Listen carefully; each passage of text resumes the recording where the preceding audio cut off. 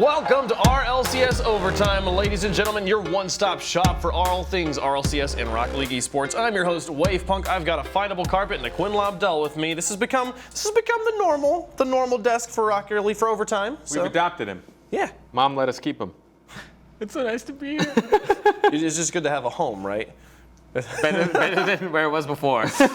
We've got a great show in store for you guys, ladies and gentlemen. We'll have a 1v1 with Garrett. We will talk about the PRL rival week that we are in the middle of right now, and then we'll get you guys to yell at each other about some just random opinions, you know. I'm not gonna lie, you just said rival week, but I thought you were saying like a rival week. A rival week. I was like, wait, you're so cute. Get a little rivalry going on. Rivalry League is doing rivalry week. My goodness. Sorry, guys. If any community was going to do a rival week, it would be the PRL. It's in their name. Makes a lot of sense. But we're getting ahead of ourselves. That's not till later in the show. Right now, guys, it's all about Brisk. The third Brisk is coming up here. We've had two. We did one in North America, one in Europe, and now we're going back to North America. It's going to be this weekend, August 6th, 12 noon PST, right here on twitch.tv/Rocket League. Be sure to tune into all this Rocket League action. It's going to be great. I'm always a big fan of all these LAN events and online events and all the stuff that's going on in between seasons. I've talked about it here on Overtime probably 6 times, but I'm still going to keep mentioning it just in case you missed it. But I'm loving watching watching Number 7 is just as important, man. It is. Number 7 is just as important as number 16 It's very numerical, okay, because this is the most SART BC named tournament I've ever heard because it's the 7-11 Summer Series presented by Brisk. So that is true. That's pretty dang close. That's pretty good. I've only had to say it like 14 times, you know. It's funny because I hear him like right before we go, I hear him muttering it like, the 7-11 Summer Series. It'd be like, the Brisk Summer Season. No. He's like going in like a crazy madman trying to figure it out.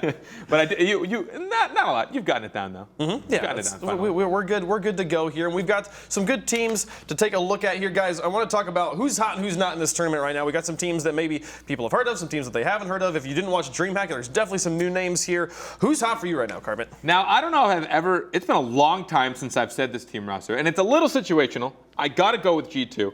Because they're one of the few full rosters in this one. A lot of people are not able to make this event for whatever reason, and we have a lot of substitutes going on for a lot of these rosters. So G2 and Rogue and Myth, I think, are the mainstay rosters that we've seen before. Sure, they're playing with their full roster. Yeah, playing with their full roster. I think G2 is going to be one of the teams that really shows us, again, hopefully, what G2's all about. So we talked about it before, Quinn, you and I, in private or here on this desk. I never know which G2 I'm going to see. Right, yeah. I mean, every time we just watch G2, I feel like if you ask them before the match themselves, they wouldn't know how they're going to perform either. Like, not even a clue. Usually you have expectations and standards for yourself. Not these guys. It's a total crapshoot. I mean, like, rolling the dice really to see where they're going to end up for the day. But I think they've really ironed out a lot of their problems. I mean, we have mentioned so many times before they've boot camped and really focused on trying to just become a more consistent team and not really trying to work so much on like making crazy awesome team goals happen, but just ironing out the defense, the nitty-gritty stuff that makes you a successful team. I think hopefully they'll go into this more confident. I mean, NRG is using Dude with the Nose over Fireburner, so they're not going to have that.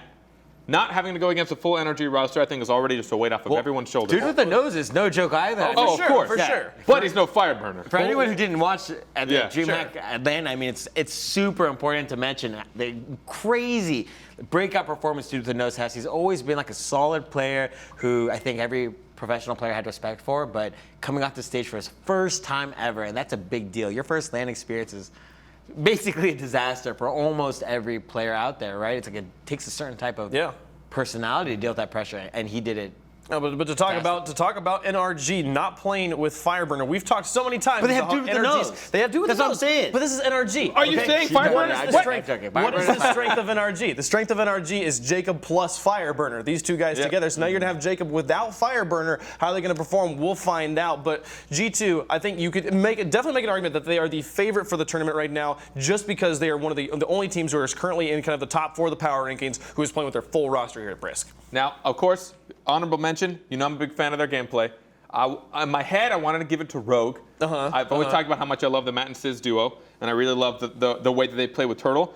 But lately, obviously, they've been in a little bit of a slump. They performed really well at the first DreamHack over in wherever it was. Sweden. Wherever. That place over there. If I don't go there, I don't know where it is. But anyway, so we saw them perform really well there against all the the top dog European teams, and the big argument is like, can North America handle Europe? And we saw Rogue do a really good job against the European teams, and then not so much. And then from there, they just kind of like. And I don't know. I mean, every team has slumps. We've seen it, and I know their slump was huge. This is more of a slump. This Sorry, is guys. more of like a trip and fall, and you broke a nose. Then Well, and I don't know. You tried to pick yourself back up. You fell back down even harder again. The place where we saw Rogue fall the hardest was at DreamHack Atlanta, but we've also said it over and over again at the event that was the most stacked non-RLCS event we've ever seen. Teams had huge performances there. Ambition, Renegades, Muffin Men, Myth, all are teams that we had not seen perform on a LAN stage that all showed up in fantastic fashion. I will say for your average team out there, and including the ones who participate in RLCS even for 2 or 3 seasons now, I think that was the biggest variety of teams that you would face, meaning you'll find teams that are totally different play styles of different skill levels, and that can be really, really difficult and jarring to play against, because you play against a team that who's incredible and you're playing very safe, and then all of a sudden the next team that you're playing up against is just like whiffing the ball, and you're like, how do you adjust for that? That actually makes things really, really frustrating. It makes things really difficult because you get in this mode of like, okay, I trust this player. I know he's going to hit it. I know he's going to hit this. I'm going to try. Oh, wait a second. You've already like turned your car around. You're waiting for it, and then based off of the players that you're playing against. So playing against teams from Europe and North America in the same bracket and playing against them at different skill levels is just. It's a new experience, and I think that any team who went to DreamHack Atlanta specifically is going to have a notch up when it comes to that experience. Well, when you talk about like the team that beat them day 2 that put them, or day 1 that put them into the pool of death was Renegades, a team that they hadn't really faced off against. Dude and then with I the believe, nose. Dude with the nose on the team. We can talk about Dude with the nose. I love Dude with the nose. And then Ambition and Set to Destroy were the 2 teams that ended up knocking them out. You talk about the 2 first teams that they lose to, or teams they really hadn't played against, and then you go up against Set to Destroy, a team that is a top 8 team in North America, and when you're already so frustrated at losing against those 2 teams, and they took that to Game 5. They nearly reverse swept Set to Destroy, and then couldn't clinch it there in the 5th game. And you talk about the team that is very emotional. I was watching those games, and it felt like Sizz was not being the energy that he usually is that makes this Rogue roster tick. And when you don't have that morale, and you were so morale focused, it can be easy to lose in those situations, especially when you lose to 2 teams you weren't expecting to even have to worry about. Yeah, just a really cool point I want to bring up. I remember way back when there was Orbit in season 2, and I remember they brought on Sizz. It was Garrett, Turtle, and who was their third? Moses. Yeah. Garrett, Turtle, and Moses, and they had Sizz as their substitute. And I remember talking to Turtle, and he's just telling me Sizz is the absolute man for the energy. Sometimes when we sub with him in, like, it's just awesome, the environment. And it was cool to see them now go into that the most recent RLCS season with Sizz, and we all got to see him be that breakout kind of team coach, dad, support kind of guy on the team. And now, like you mentioned, he wasn't really there. I've noticed that ever since the X Games, actually, there just hasn't been as much of a team dynamic between them. It hasn't been as positive as the energy's just been missing. So I don't know what they're going to have to do, but something is going to have to change for that team. I feel like it's the momentum. When they show up there, they're performing well. They came in second, I believe, in the playoffs, and then they make it all the way to the kind of the top echelon at the LAN. And then LAN after LAN over the summer, they didn't make it into the finals. They didn't do as well, and that can really wear on these guys. And finding their groove is going to be hard. I really hope that they're able to do it. Yeah, that's a really interesting point to bring up. Burnout. I mean, not many other teams have had a summer or an off season as stacked as Rogue. Yeah. These guys are the only North American team to make it out all the way to DreamHack in Sweden. So this could just be a matter of playing too much, or the competition just needing to take a break that happens to everybody. But I mean, that is definitely an important factor to consider for the summer series. Especially if we talk about Sizz being in a slump. If he really is, the morale boost for them. I mean, traveling. Sizz in a slump confirmed. I mean, traveling constantly, flying across the world, coming back, going again, playing at LAN, having the stress, seeing people, like being social, all these things stacked up. It's really hard to keep that positive energy constantly. Yeah. Especially if your team kind of looks at you to be like, make me feel good again. Like, please remind me we can be happy. Yeah. So I think now this is online play. So I think that like this being online takes a lot of pressure off them. They don't have to travel. They don't have to be in front of an audience. They don't have to be on camera. They just get to play their game, be in their own private comms. They get to kind of be in their like safe place again. So we could see a different Rogue than we've seen the last few weeks. I suspect we will, because I think that they really did just kind of get burnt out. I think so too. And we looked at like Ambition. who we saw Prime Thunder popping off on stage. The energy that guy gave off. My boy Prime. Things like that won't be there, right? And so those upsets are much less likely to happen online. So I think that we'll see a better Rogue, but definitely a team to watch. Whether they're on the up or the down, it's hard to say. Well, we'll find out. Who's hot for you in this tournament, Quinn? Really, I'm going to have to say we mentioned G2. I'd say NRG is the other top pick for me. I mean, you're a fan of Dude with the Nose, so. I mean, dude, he's incredible. We look at NRG and their off-season performance. This has got to be the step of dreams for these guys. Unable to win a single event and having just disastrous LAN performances time and time again. And finally being able to put it all together at the X Games where they won the first LAN since RLCS Season 1. That's going to be huge. And they actually parlayed it into a very strong performance over at DreamHack Atlanta. I mean, I was really impressed, even though they went out early. I think it was day 3. They went out very, very early, and people were kind of. I know that all of Jacob's family actually came to watch the event, and I was like, well, I guess it's a lot more time you get to spend with your family now you don't have to play. And I mean, kind of sucks for him, but. Yeah, when they went out early to Muffin Men, who are now Cloud9, who went on to win the whole thing. It's still a great performance from NRG. I think it was top 8, I believe. So. Yeah, they were. They were top 8. They finished off there in that first round. But I love to see. I love Dude with the Nose. I keep that you bringing him up. It was so much. He was the most dynamic. He's the most memorable face of the new faces. There was a lot of new faces in DreamHack. He's a blast, actually. But he was very, very kind of almost had that.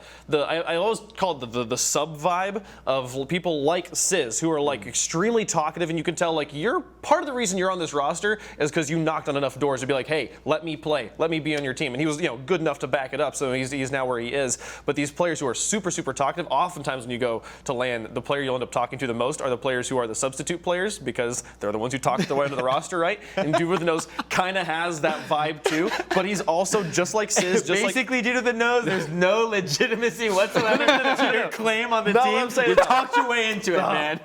Why you gotta mutilate my words like that? RLCS is full of subs who are absolutely where they needed to be because of skill, but they definitely were able to talk their way there. And Doing Those kind of has that same vibe, but now, and we heard in his interview last week, he's like, I'm totally cool with being a sub. He's one of the first players I ever talked to who's like, yeah, I'm actually okay with being a sub on a high-performing team so that I can have those over-zero turbo pulse of moments, And this is a good time for him that he can really cement himself as a favorable player with NRG. So that actually brings up a really interesting point on what kind of like the sub-philosophy of Rocket League over these almost 2 years now coming on a competitive play going into Season 4. When you really think about, okay, if I'm a sub and I'm on a team, there's a good chance I'll never get used. There are a lot of subs that we just never see because they have healthy teammates who don't get sick. Rocket League just doesn't lend itself well to substitutes. There's just not enough like really room and time and practice to put a substitute in and work with them.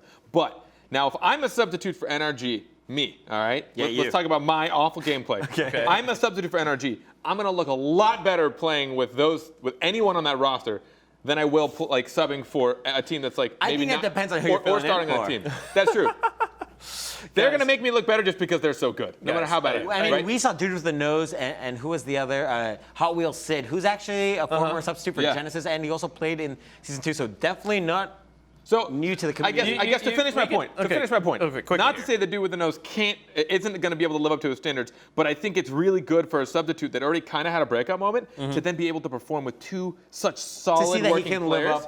And then on top of it, he can kind of he's got a threshold of how he can perform, and they can still do really well. Because anyone from NRG working together, they've been together for so long, and they work well. So I think it's really interesting, the sub philosophy, who are you subbing for, when do you get to play, and who are you actually playing for? Yep. I think it's a really big portion, whatever word I wanted to use there. Portion. A good portion of how you would think you were going to perform. Oh, dear. I'm sorry I did that to you. Oh, my goodness. Yeah, no. NRG, definitely a hot team. Dude with the Nose, a hot player right now. We'll see if he can perform. Fightable Carpet's going to go learn English again. It's going to be great. But when we come back, we're going to talk to Garrett. Can't wait to talk to NRG, their roster here. We'll have that right, more, all this stuff, portion, words, after the break.